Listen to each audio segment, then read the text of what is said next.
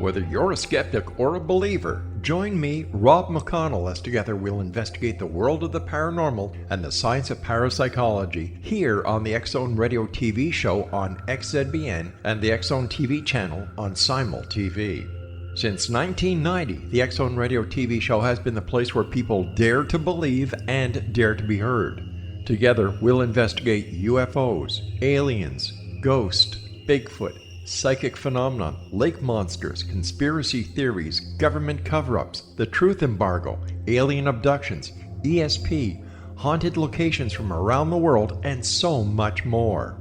With over 28 years of broadcasting and more than 4,500 individual guests, the X-Zone is truly a place where fact is fiction and fiction is reality, as evidenced by the credibility, integrity, and professionalism of the guests that we bring to our international audience. If you have seen a UFO, had a close encounter, seen a ghost, Bigfoot, lake monster, or a story that you would like to share or have investigated, contact me, Rob McConnell, by sending me your email to xzone@xzoneradiotv.com, or you can call toll-free 1-800-610-7035, extension 143, and on Skype, X-Zone Radio TV.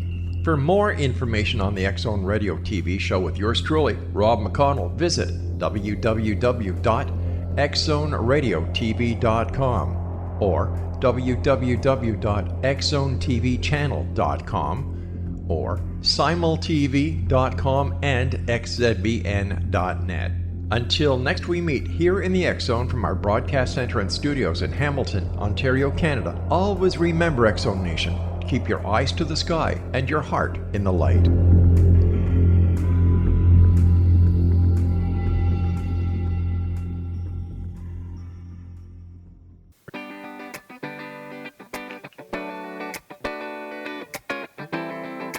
Welcome to the Connecting with Coincidence radio show with Dr. Bernie Beitman, MD, bringing together the world's synchronicity experts to help you use meaningful coincidences to develop spiritually, psychologically, and practically. For more information, put Connecting with Coincidence into your web browser to find the book, website, Psychology Today blog, YouTube channel, and Facebook page. And now, here is the host of the Connecting with Coincidence radio show, Dr. Bernie Beitman, MD.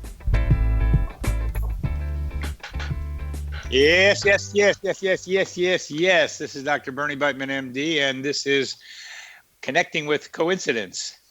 Over the past 8 years, I've had the distinct pleasure of communicating with a pair of trees in the forest near Charlottesville, Virginia. I call them the King and the Queen. Somehow they stopped me one day as I was walking by them, and we have begun and continue to have a relationship.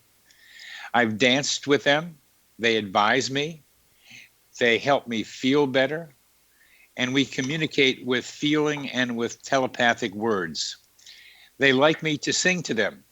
This song in particular, "The forest speaks to me, sometimes through the trees. The forest speaks to me, sometimes through the trees." Our guest today will tell us stories like this, how nature is far more conscious than we give her credit and is very willing to interact with us. Matthew Zylstra comes to us from Plettenberg Bay, South Africa. He is an integral ecologist with over 15 years of international experience in research, education, and facilitation of collaborative social-ecological change processes. Matthew has co-founded several conservation-oriented organizations and currently serves as a founding director for the Organization for Noetic Ecology, aimed at reimagining human-nature relationships. Matthew is a lead instructor for Wildlands Studies and since 2009 has led academic field study programs across Australia, New Zealand, as well as South Africa. He completed transdisciplinary research in 2014, which explored how meaningful experiences and nature connect and support transformative education for sustainability.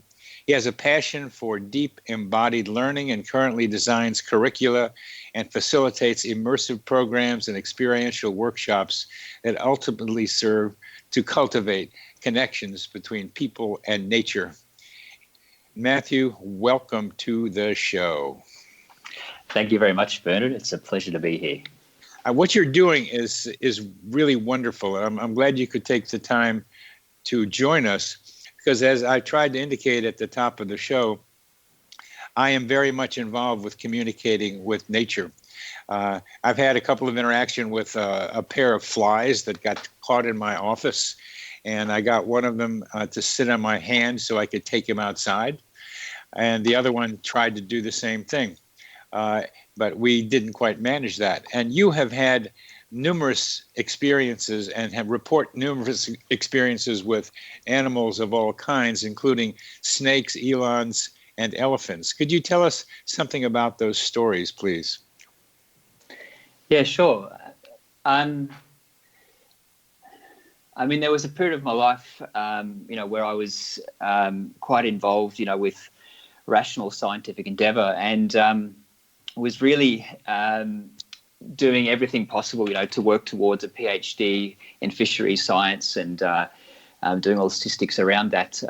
My background has been largely in conservation and environmental science. But there was a particular time in my life, and I might start with this experience because it was the one that sort of opened the gateway for a lot of the other experiences that you spoke about. And it was back in 2006 when I was finishing my master's degree in environmental science and set to go into a PhD when a close friend of mine, Chris John, unexpectedly died in a hiking accident in Iceland. And I was, absolutely shattered. It's that moment you get where, the moment everyone hates when, a friend gets onto the line and just sobs out and blurts out, such and such has passed away.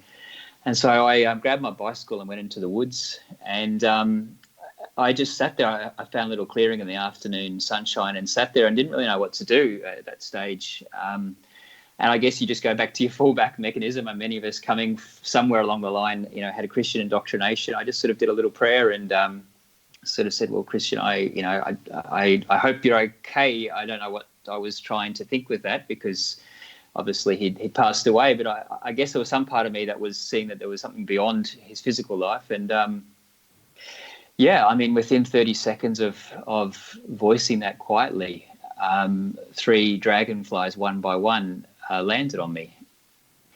And it was mystifying. And I was bewildered for a moment. I didn't really know what to do with it. And one landed on my forehead, one on my shoulder, one on my forearm. And I just expected them to go off any moment. Originally I thought, well, this can't be, they're just passing by and off they go. And they stayed, and they stayed for the longest time.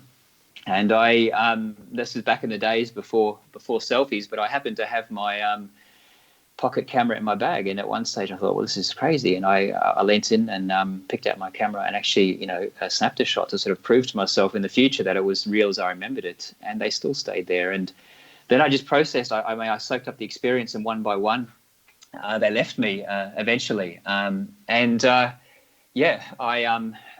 was just this incredible emotional release, and it was an experience at that time which actually shattered the rational life I'd been living in. I had an interest in my earlier life, with sort of the Earth mysteries, and there was something more, but I'd been really shelving that for quite some time.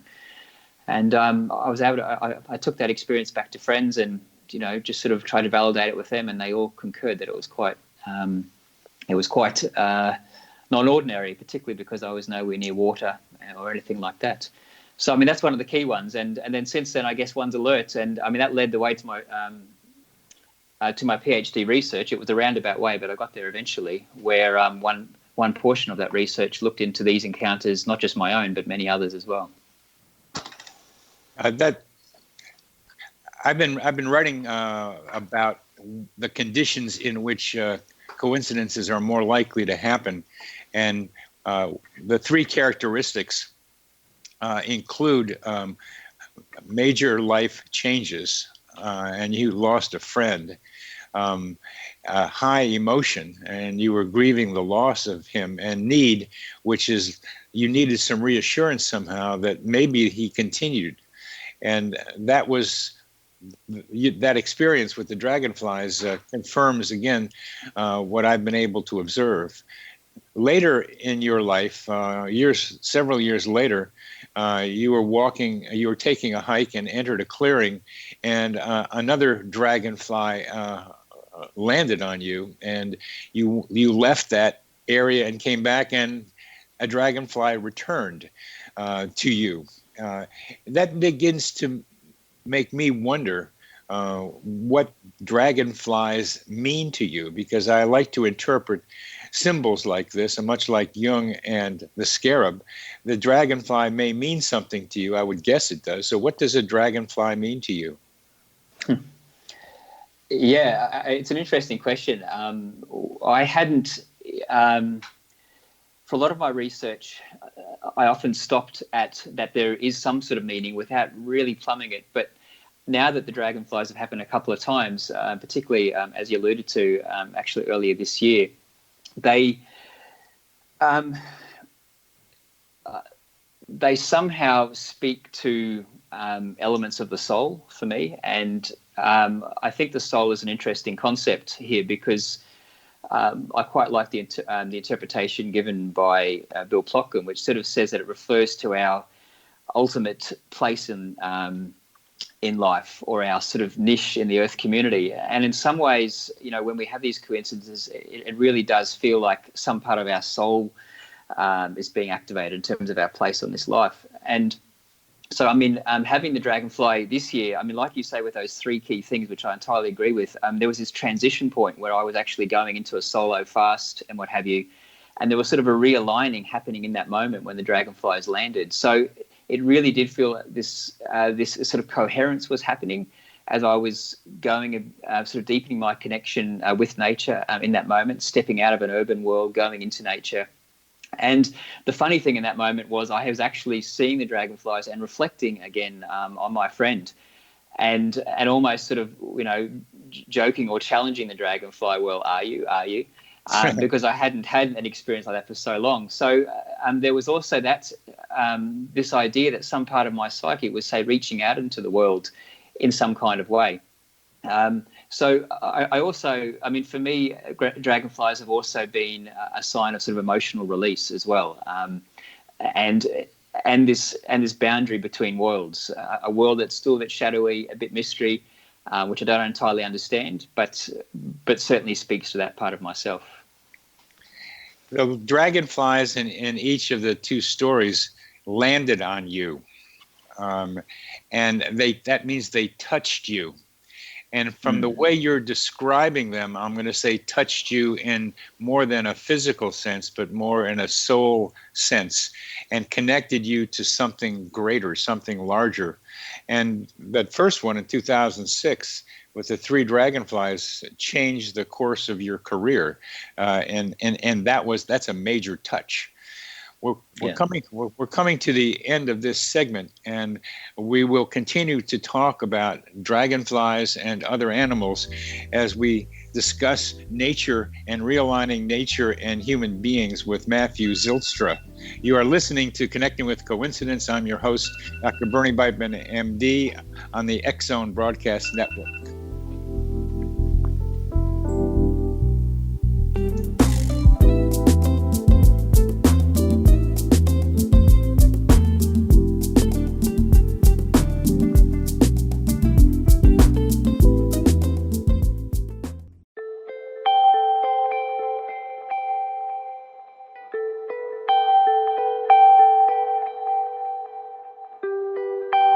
It's hard to listen to the news without realizing we're living in volatile, unprecedented times.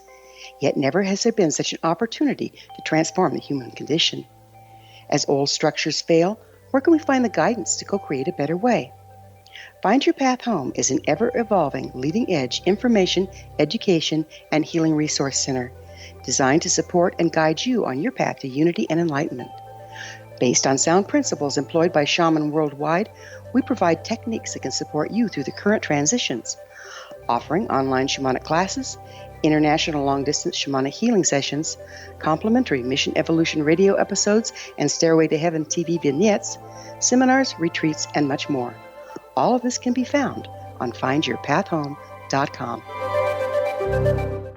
So I was watching the X Zone TV channel last night when I was abducted by aliens, and they kept repeating to me over and over again, simultv.com, simultv.com. What's simultv.com? That's what I asked them. They had it written on the side of their UFO. How do you spell that? UFO. No, I mean simultv.com. simultv.com. simultv.com. Right. simultv.com. Interesting that you were abducted by aliens in a simultv.com UFO last night. Oh, yeah? Yeah. Now that you mention it, I remember now last night I was awakened from a deep sleep. My great-grandmother was standing there. She said she'd come from the hereafter to tell me about simultv.com. She even spelled it out for me. simultv.com, sonny boy. simultv.com. simultv.com, sonny boy. Wow. Yeah. Guys, you'll never guess what my psychic guru just told me. simultv.com. Exactly. Are you guys psychic too? Of course. We all know about simultv.com. simultv.com.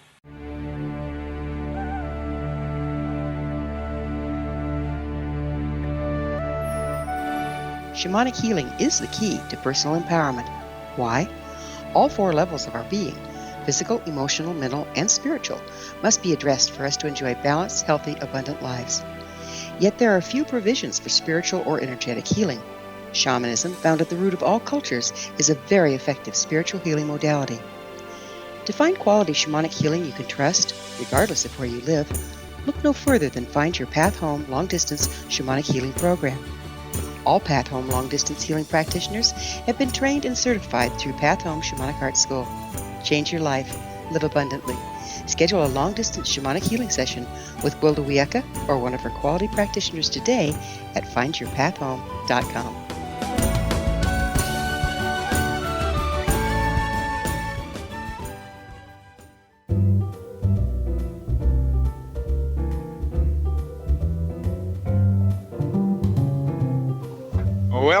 Welcome back to CC with BB. I am your host, Dr. Bernie Beitman, MD, and we are coming to you on the X Zone Broadcast Network. And we're talking to Matthew Zylstra about nature and reimagining the human being-nature relationship. How are the synchronicities that are nature-based different from other kinds of coincidences in general? I just want to start with when I came into this research, I guess what I was noticing was that all types of synchronicities were bundled together. And I mean, I didn't know if that was a problem or not, but based on my own experiences and as I started to hear anecdotal experiences, I realized that perhaps phenomenologically, which means, the experience of, they may actually be different in terms of their impact on our lives. And so particularly with nature-based, I was interested and had a sense that they might have more of an impact in terms of how we relate to the more than human world. And a lot of, study on personal experiences and particularly synchronicity, at least at that time when I started this, tended toward anthropocentrism and I would say somewhat of an individualism as well in terms of one's own individual journey. Yeah, it's all about me. It's all about me. Yeah. It's all about me, and that is changing. I'd like to be able to say. I went to a meeting of the Serendipity Society, and in Serendipities, discoveries are made by this one hero who does something great, but they are recognizing the dependence of that particular hero on the environment in which that person is acting. So I'm glad to hear you talking about this too. This anthropocentrism and selfness got to change. So please go ahead. Yeah, exactly. That's great to hear that. So like the idea was, well, can these types of synchronicities actually shift us into a more relational way of being? And part of this came because a lot of my other research has been focused on nature connectedness and the importance of a sense of connection. So I was wondering, well, how effectively does synchronicity open the doorway to a sense of connection and particularly connection with non-human nature? And there's a lot of literature talking about the sense of separation that humanity finds themselves in, and I've also wrote a bit on that. So that was sort of part of the impetus. And what I found with these types of synchronicities is that, firstly, they were more effective or more powerful in opening up a sense of nature connection. So I did, aside from my qualitative research, I also did some quantitative research looking at, people who have meaningful nature experiences. Are they more connected with nature, and how does it affect their environmental behaviour? And so I was also specifically looking at, well, people who have synchronicity as a meaningful nature experience, do they report that they're more connected with nature? And they were more so than people who just had a meaningful nature experience, which wasn't necessarily synchronicity. So that was one difference. But the other sense was really... How do you define synchronicity in nature now for our audience? Yeah. So the way I defined it was, it's a notable experience of two or more physical or psychological events of comparable content coinciding in an unlikely, so no normal cause, and meaningful way, whereby at least one event prominently involves non-human nature phenomena. Mm-hmm. Now, I mean, I understand it's problematic. If you take this all the way, firstly, it kind of creates an artificial separation, which we really need to try to avoid. But in order to sort of see our connection, we have to sort of stand apart from the unity, to be able to see that. And so, I mean, that's one of the paradoxes. Yeah. But the other thing is, people might take it all the way to the end point and say, well, everything is connected. There is a unity. We are all one, and there shouldn't be that separation. But again, what happens is that we can, just because of the persuasions of our own experience and being enamored with ourselves as humans, we tend to find that our own human experience can dilute nature. And, there's something about having these moments with nature that really give a sense of humility, a diminishment of a part of ourself, and some sort of new relationship with the other, in this case, the non-human other, which other experiences don't tend to do. Very good. At least that's what I found in my research. Yeah. Oh, very, very good. Very good. That it's not just about us. When you have an experience like this, there are really conscious beings out there. And what do you think of what I described at the top of the show about my relationship with the trees? Because what I've read, at least what I've read of yours, is mostly with animals, not with plants that you are describing things. But I'm sure you have plant coincidences as well. Yeah, definitely. And I recorded quite a lot of them. And actually there were a few that were very similar to what you described, where there is a sense of communication taking place. I think there's something about an animal that is quite primordial, and we relate to that in a different kind of way. Also because we can see ourselves perhaps in the animal. There's a sense of intelligence there, which is more easy to access and more easy to be seen. Whereas with plants and trees, it's a bit more difficult. But increasingly, I am hearing these experiences like yours, and I find them fascinating. What I was focusing on with my research was really on the experience. So, the idea that there's value in the experiences itself. So a lot of synchronicity research would go ahead to causalities or justifications and maybe say that it's telepathic. But what I was trying to do was looking at the experience, and whether it's real or not is irrelevant. But this was a huge epiphany for me in my research, was that whether it's real or not is irrelevant, but the important thing is that the interpretation exists, and that has a causal effect on attitudes and behavior toward the environment and like how we are in the world. And it also served as a bit of an escape clause for me, being in a very natural science context, because I didn't have to then say, well, Bernard's communicating with trees. I could say he's experiencing that, and whether or not we like it or not, that is very much affecting your being in the world in some kind of way. That's such a very, very important distinction you're making there. It's good science what you're doing, You're not making causal hypotheses, as I will, in doing that those trees are communicating with me but that's my experience, and I can't prove it any other way but to say it was my experience. So it's a great place to be for your starting. Yeah. And I mean, one of the big themes that was coming out when I was coding all these experiences was people were experiencing it as some sort of interspecies communication. Yeah. And I mean, the likes of, in Australia, there's Monica Gagliano, Dr. Gagliano, and some of the research she's doing on trees and plants is perhaps nudging us towards the idea that maybe these experiences will, soon have enough evidence to suggest that there is a communication taking place as you describe it.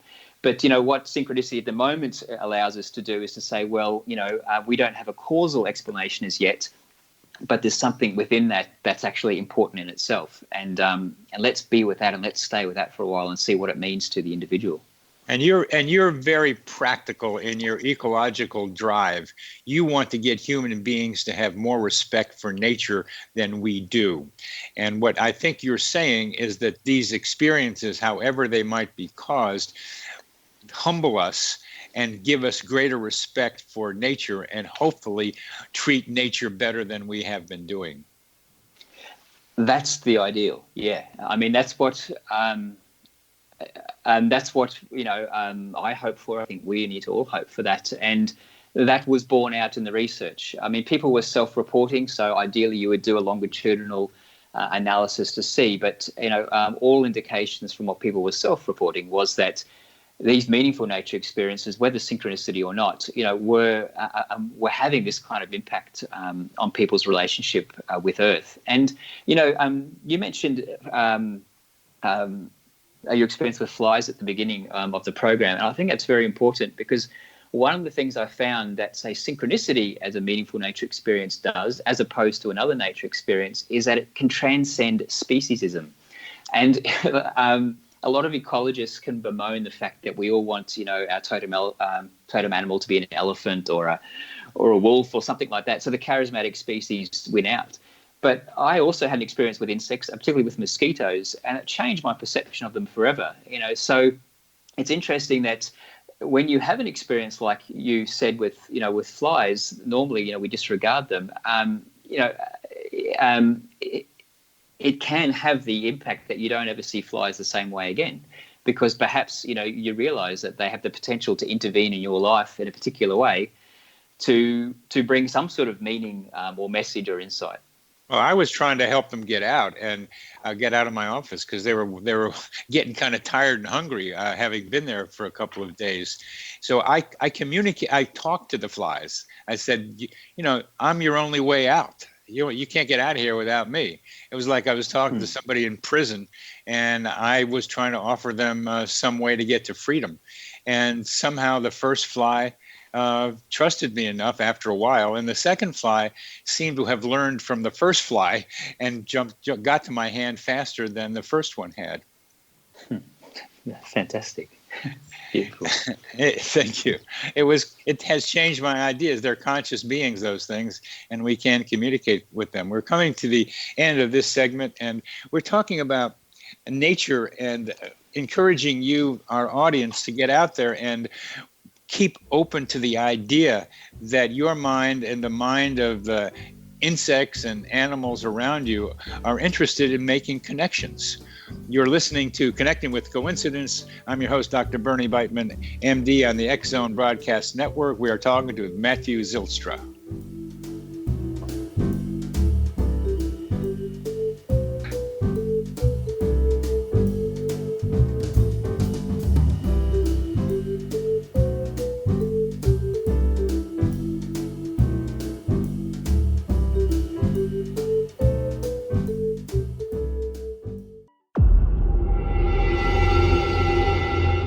Whether you're a skeptic or a believer, join me, Rob McConnell, as together we'll investigate the world of the paranormal and the science of parapsychology here on the X-Zone Radio TV show on XZBN and the X-Zone TV channel on Simul TV.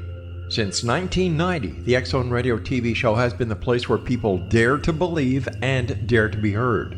Together, we'll investigate UFOs, aliens, ghosts, Bigfoot, psychic phenomena, lake monsters, conspiracy theories, government cover-ups, the truth embargo, alien abductions, ESP, haunted locations from around the world, and so much more.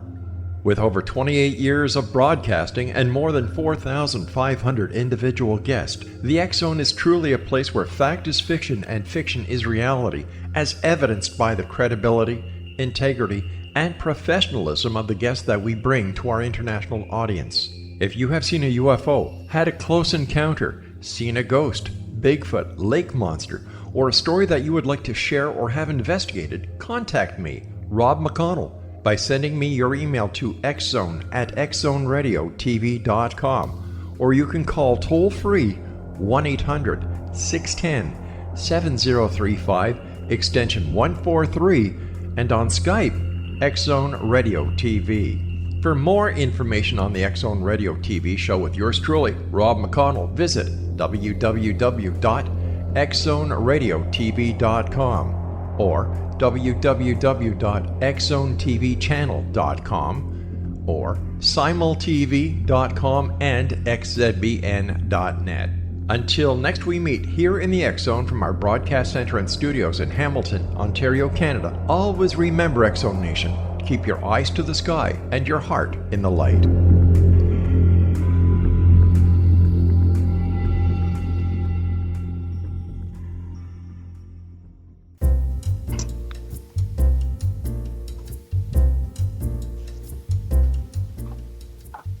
Doom, doom, boom, boom. Welcome back to Connecting with Coincidence. I'm your host, Dr. Bertie Beitman, MD, and we are talking about nature synchronicities with Matthew Zylstra from Plettenberg Bay in South Africa.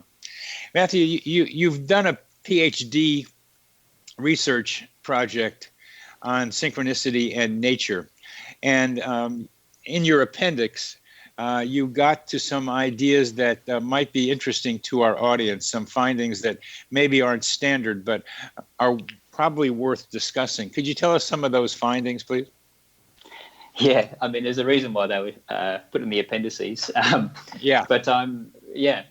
I mean, as I said, I was, focusing on the experience and not the causalities. But, part of this exploration is to bring out common themes and, also to, move from a subjective experience to an intersubjective experience. So without objectivity, the best we can hope for is intersubjective experiences, which helps us maybe have some idea what's going on. And a former student of mine randomly handed me this tome of a book by a gentleman called Manly Hall. It's from 1926, and it was called The Secret Teachings of All Ages, an encyclopedic outline of Masonic, Kabbalistic, and Rosicrucian symbolic philosophy. And I was like, whoa, what's this?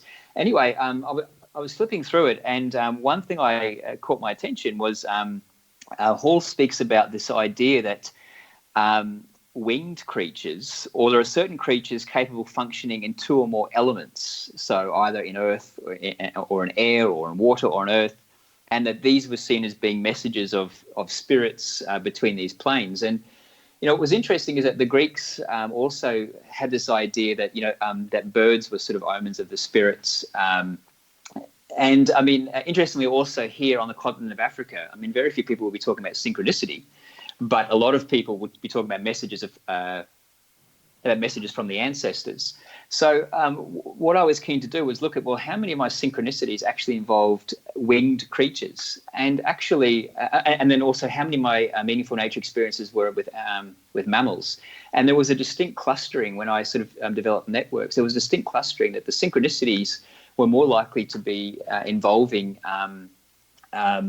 insects, birds, or or maybe some amphibious creature. And I just thought it was an interesting sort of link, basically. And one idea that was also put in Hall's book, and which I think Jung and Freud also explored a bit, was that what they called the lower kingdoms of nature, which were less evolved and more simply constituted, could respond most readily to the impulses of the gods. And what I could also take as that is perhaps if we do look at the fact that there's some sort of psychical transference, with these deep emotional states that we activate in our psyche, I know authors have spoken about how it feels like that the deepest parts of our psyche reach out and sort of grab reality. And I've often wondered whether these simple, these other forms of nature could be more reactive to our own impulses. But on the other hand, I also want to make that sort of ontological turn and not say that everything around is just dancing in our own creation. Perhaps the more and more we find out about animals, we find out that they may also be sensitive and attentive to our own sort of emotions and place in life. And perhaps, your mammals and your larger animals can pick up on that side of things more easily. So, yeah, that was quite curious. And it also validates some of the indigenous belief systems as well. I think I'm trying to understand what you just said. I thought you were going to say that maybe some of these animals are using us for their own purposes. I wouldn't rule that out at all. And it would be a wonderful thought to think that, to be honest, because, everything about what we tend to do is, for our own purposes and our own sort of, individuation or evolution or becoming a better person. I do have a sense that, that animals seek out us as well. And perhaps, again, like your own experience with the flies, the first one, got a ticket out of jail, and the second one said, well, I'll come across and try and experience the same. So, there are whole realms opening up here scientifically, that we don't yet quite understand, but there's more and more evidence suggesting that animals have a whole lot more to them than we've given them credit for. Oh yeah, and I'm with the trees because the trees, of course. Well, that's my particular area. I do trees. I do animals too, but it's the trees, and those trees talk to me. And you could say I did it myself, is to try to help save their fellow trees because one of the big power companies is cutting down trees south of Charlottesville to put in something that is some gas thing that is not necessary, a gas pipeline. That really isn't necessary. It's all for money, and people are trying to protest against this, and I participated in a program, the Dr. Coincidence Song and Dance Show that I put on, where we gave the proceeds to the protests because the trees had encouraged me to do that.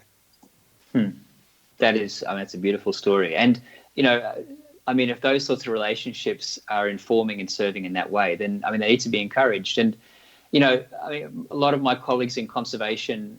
Traditional conservation, would spurn these ideas, and I get it, and I understand it, and I was reluctant for a long, long time. But again, we come back to the interpretation, and if conservation, and I hate it being secularized like that, but we'll keep it as it is. But if conservation wants or needs people to, to act in the way they hope for, they need to be open to all sorts of relationships with nature, and a lot of those come, from an emotive or heart space or a spiritual space, and they can't be shelved off as saying, well, we'll only take those ones and we won't take those ones. Right. If it's helping, to bring us into relation with the planet, we need everything we can at the moment. It's a difficult transition for regular scientists to think that the trees might have enough of a consciousness to be able to communicate out. And I've read a bunch of books about trees and how they interact with each other, and the fungi under the ground that connect them. But very rarely do I see, which I saw a description of a person in the Amazon climbing a tree and having to put spikes in it and apologizing to the tree for putting the spikes in for what he needed to be able to do, and recognizing that the tree was responding to him. But he's like not our Western mind, so he can do that. But I know this. I know from my own experience as best as I can that there is a consciousness in many trees, and they are trying to communicate with us. And what you're doing is getting us in a step in that direction, but you're doing it in a nice systematic way where you're starting with phenomenology first. Yeah, I'd love to go all the way and be able to validate these things more. And I know there are researchers out there doing that. I have a colleague who's doing her postdoc on this kind of thing, but a step further, looking at this intuitive communication with nature and really taking more of your experiences and actually doing things with them to see, what can we learn from it. So, and I would say even giving them more empiricism or at least more validity as something in themselves. So that's happening, and I, may go there in the future myself. But at least at this point, and this is one of the things that synchronicity does when. One of the challenges with an experience like yours is that I might see you as an external observer looking at a tree, and you might be saying, "Man, I'm having this incredible experience right now. I'm communicating with it," but there's no sort of objective means to validate that. Whereas sometimes when we have these synchronicities with other people, even with animals, somebody else can actually witness it. So it can almost become like it's not objective, but it become the next best thing to some sort of objective view of reality. So, that's why it was good, because it can become a shared experience. It can be observable, but absolutely that shouldn't take away the sort of experiences which you're speaking of, because they are bringing us into empathetic relation with the world and respect. And it seems to me, and what I found out in my research as well, is that when we enter nature with a shift in our consciousness through respect, through reverence, perhaps through some sort of ritual, with an opening of an awareness, these experiences are more likely to happen. Yes, very much more likely to happen. I see what you mean about objective, because I had to guess about whether I was making it up, talking with the trees, and sometimes they were pretty funny with me, telling me, well, you think you're talking to us, well, do you think something else is true, which was even a lower probability than talking to them? So which do you think might be more probable, says the tree? This other thing or talking to us? And I said, well, okay. It seemed like it's going to be more like talking to you seems like it could be happening, but it's still so subjective. And you could take a photograph of the dragonfly sitting on your cap. So you had evidence that dragonfly was there. You didn't have a movie of it. You would have with our current phones, but you didn't. But at least you had a picture, and that's the kind of evidence that good research requires. So this subjective thing is a problem when talking to immovable things like plants, but sometimes with other kinds of plants, you can see the leaves moving. And a friend of mine's much more tuned in than I am, and she was telling me once those plants over there are laughing with you, because she could tell by the way the leaves were moving. We're coming to the end of this segment. We're talking with Matthew Zylstra about synchronicity in nature. It's a wonderful discussion. You're listening to Connecting with Coincidence. I'm your host, Dr. Bernie Beitman, MD, on the X Zone Broadcast Network.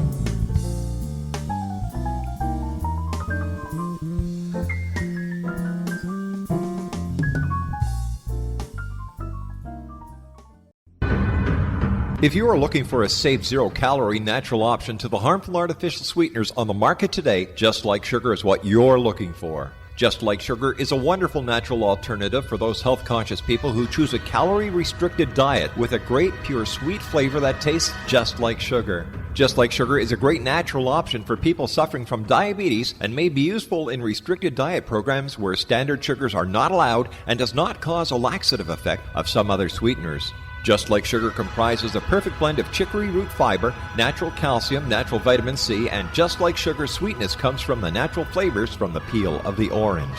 Just Like Sugar is a natural alternative to harmful artificial sweeteners and will change the way that you believe all natural sweetener products taste.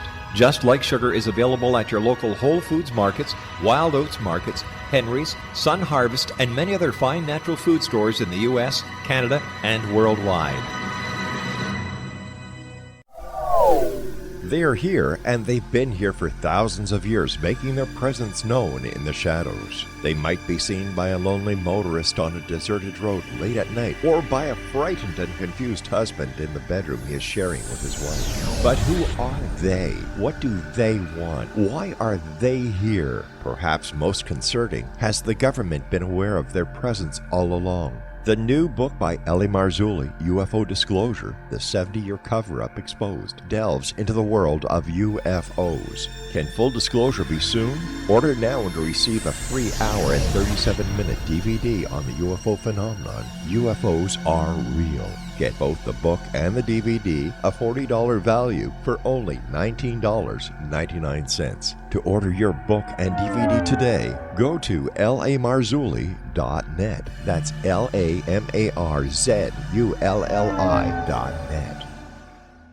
You have heard of the X Zone? Now watch it on Simul TV, plus 500 video games, live TV channels, free video on demand, worldwide, and more.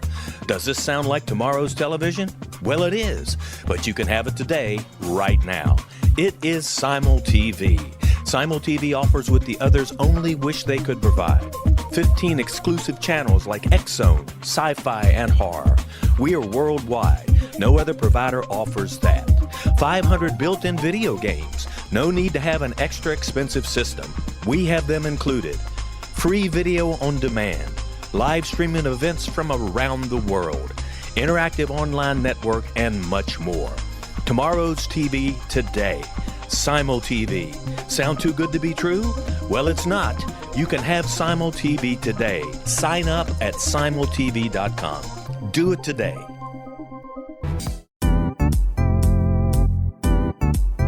Memorable dynamic presentations are a not-so-secret weapon in the business world. Do you have a powerful message that must be shared, but you haven't found a way to deliver that message? Do you want to be known as a top public speaker who gets amazing results? Are you ready to create and deliver your powerful message? Thomas Hides can help you create and deliver your speech to get the results you desire. Visit iconquality.com.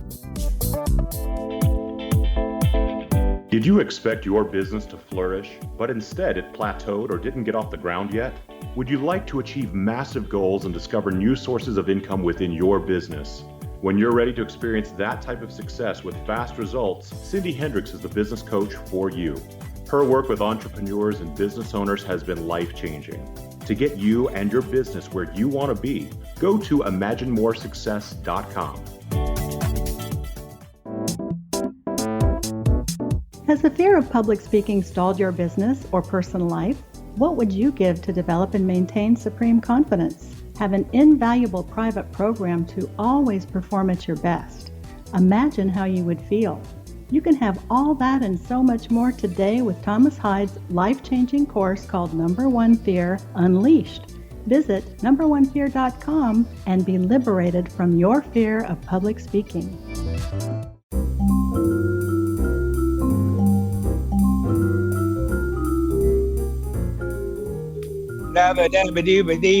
Welcome back to CC with BB. Yes, I'm your host, Dr. Bernie Beitman, MD, and we are traveling out into nature, finding amazing coincidences out there, too.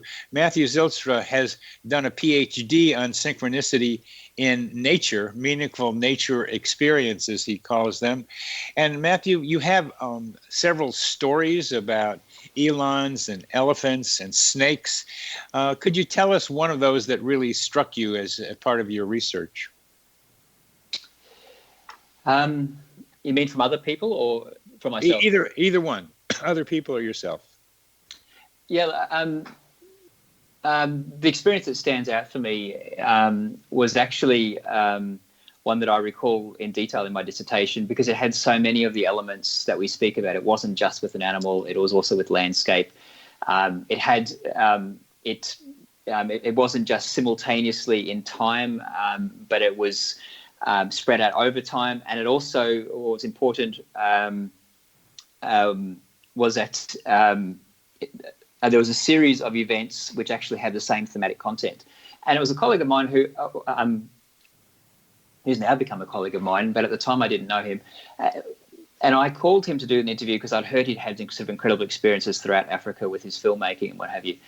And I made the interview. And then when I actually sat down for the interview, he had just had this experience. So it was very fresh in his mind. It happened 3 days earlier, which was fantastic because from doing a lived experience research, it was very fresh. And he had been swimming every day in the cold oceans around here. And he used to sort of do his swimming with breathing exercises and what have you. And he had cultivated sort of a dialogue with the ocean and expressing thanks, but he hadn't been feeling so good and it wasn't really working for him. And on this particular day, it just everything clicked, and he felt this absolute sense of oneness, and he felt he was having this dialogue with the ocean, just as you were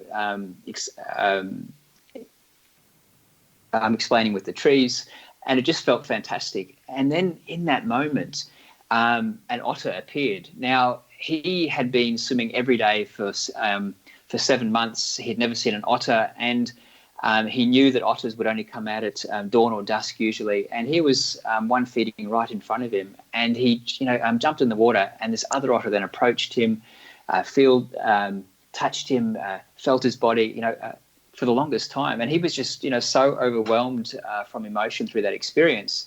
And what was so synchronous from him was he was like, it just seemed too much of a coincidence that should happen on the day that he had the deepest connection with Earth and with himself of the whole year. Yeah. And so he had these feelings. And then what happened from them was 3 days later, he gets a call from his mother, who lives 30 kilometers away on the other side of the bay. And she had also had an otter experience, and she'd only just started swimming, and so, he was like, what's going on here, there. Yeah.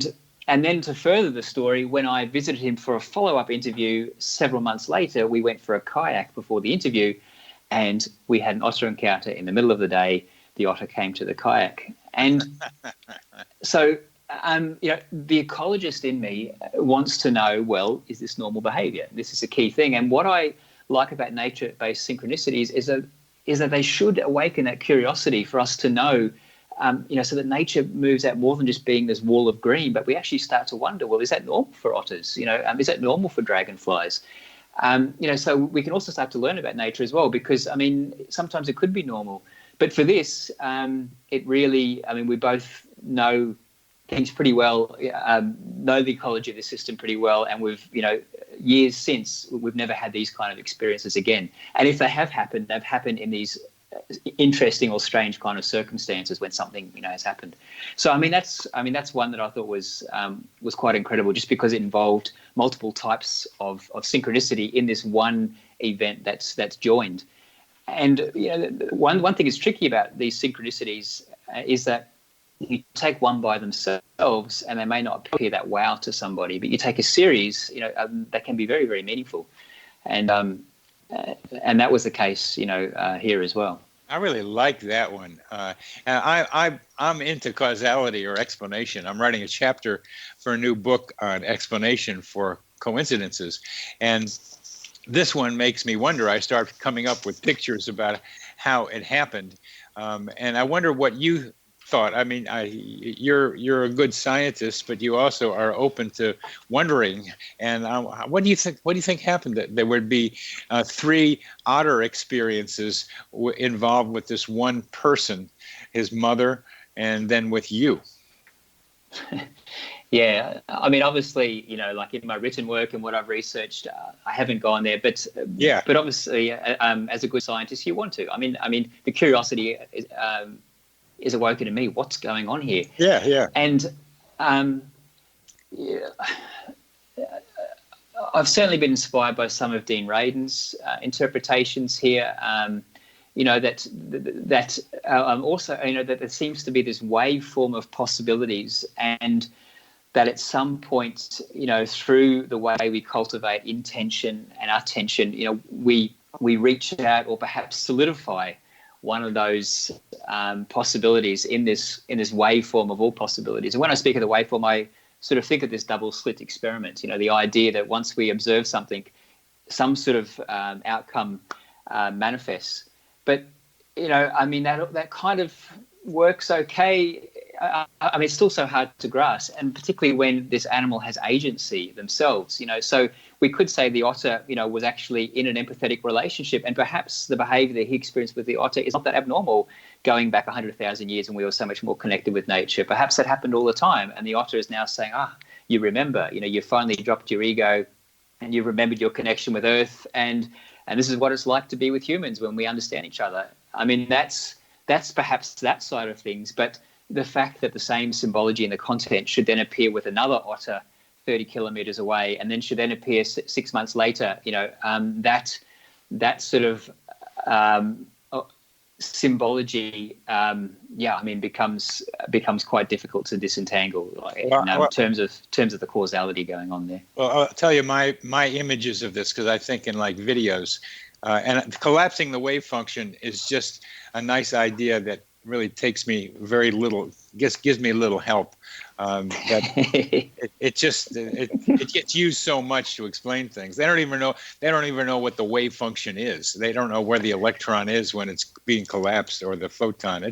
It's a problem. But in this one, your colleague, as he became, entered into a new state of awareness and consciousness with the ocean. He was one with the ocean. He was with the ocean, and I've been doing that sometimes too, but not this deeply. And in that moment, the otter, which, as you were talking about, like flying things, the otter can do both water and ground. Exactly. And the otter came out of the ground to the water, or right at the edge of water and ground, and that's where he was, and he was open to everything. And the otter, for whatever reason, it was an otter. It wasn't. I could play with the term otter, but I won't right now. But the otter was like there with him, and maybe saying, I am showing you, and we are part of you, and you are part of us, because you are. And because I use this term simulpathity to say that people who are closely connected with each other can feel the pain of the other one at a distance. Simulpathity, feeling it. And so it can not only just pain, but there's him, and then his mother is also by the water, and his mother then becomes part of what he's experiencing, and she picks up what he's experiencing, so the otters around her can then come out to her the way the otter came out to him, because she's parallel vibrating the way he was vibrating. And then when he was with you in the kayak, then you re-evoked those old feelings. You brought with him the reminder, and you had it in you, the feeling of his description, and you could then reverberate with him, that then brought the same vibration out, that they allowed the otter that was there to say, okay, you're part of us again.